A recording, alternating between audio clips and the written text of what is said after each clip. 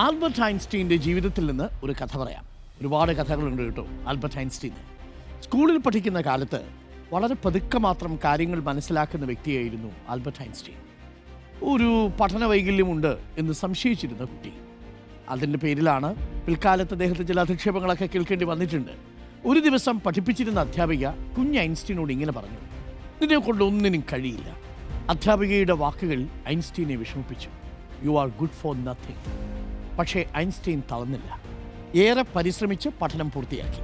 തൻ്റെ 26-ാമത്തെ വയസ്സിൽ ഐൻസ്റ്റീൻ അത്ഭുതം സൃഷ്ടിച്ചു. ഫോട്ടോ ഇലക്ട്രിക് ഇഫക്റ്റ് എന്ന ലോകത്തെ ഞെട്ടിച്ച കണ്ടുപിടുത്തം ഐൻസ്റ്റീൻ നടത്തി. 1921 ലോകം ഐൻസ്റ്റീനെ നൊബേൽ സമ്മാനം നൽകി ആദരിച്ചു.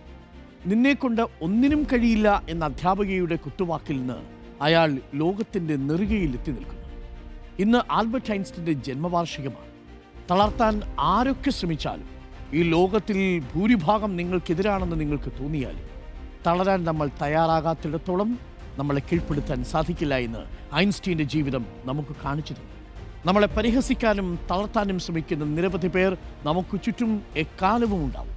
തളരാൻ നമ്മൾ കൂട്ടാക്കാതിരിക്കുമ്പോൾ മാത്രമാണ് നമുക്ക് പിടിച്ചു നിൽക്കാൻ സാധിക്കുന്നത്.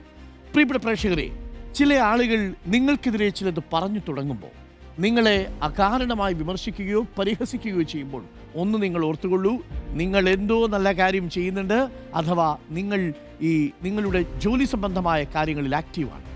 ഒരു വിമർശനത്തിനും വിധേയനല്ലാത്തയാൾ യഥാർത്ഥത്തിൽ ഉറക്കത്തിലാണ് എന്നർത്ഥം.